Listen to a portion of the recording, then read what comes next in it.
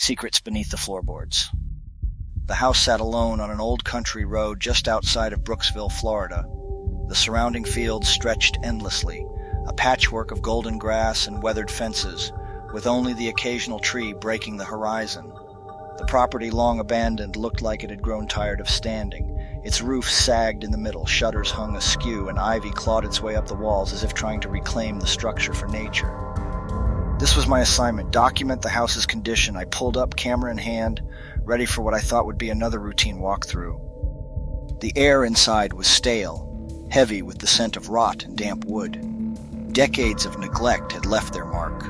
Wallpaper peeled in jagged sheets, cobwebs draped across corners, and a fine layer of dust coated every surface. A rusted chandelier dangled precariously in the living room, and the floor creaked ominously with every step I took. I started my usual routine, snapping photos of the exterior walls and jotting down notes about the broken windows and a collapsed section of the roof. Moving further inside, I marveled at how the house seemed frozen in time. A moldy recliner sat in one corner, a pile of old magazines spilling onto the floor. In the kitchen, an overturned chair lay next to a rusted refrigerator, its door ajar as if someone had abandoned their meal mid-preparation decades ago. But as I stepped into what looked like a dining room, something felt off. The floor beneath me seemed softer, almost spongy, and the creaks grew louder. I took another step, carefully placing my weight, when suddenly the wood beneath my feet gave way. The fall was quick, but the landing was brutal.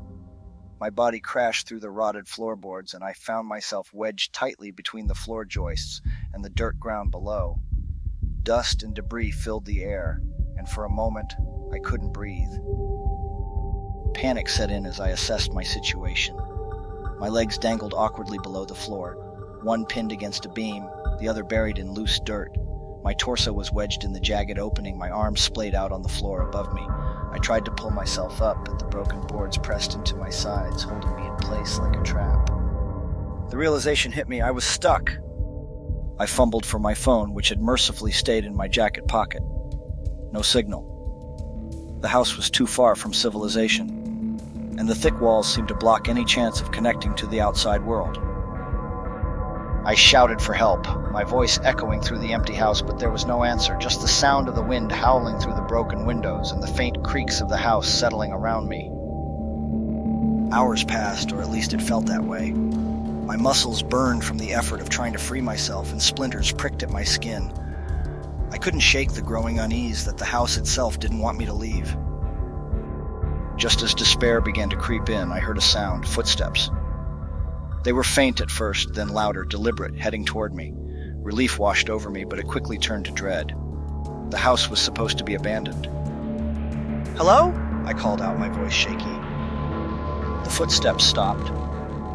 A long silence followed, broken only by the soft groan of the house. My heart raced as I stared at the doorway, waiting for someone or something to appear. But nothing did. With a sudden surge of adrenaline, I pushed harder against the jagged edges of the floor, ignoring the pain. Somehow I managed to hoist myself up and out of the hole, collapsing onto the splintered floorboards. I grabbed my camera and stumbled toward the exit, not daring to look back. Outside, the late afternoon sun had started to set, painting the fields in shades of orange and gold. The house loomed behind me, its dark windows watching as I climbed into my car and sped away. I never found out who or what was in that house with me, but one thing was certain: that property had secrets best left undisturbed.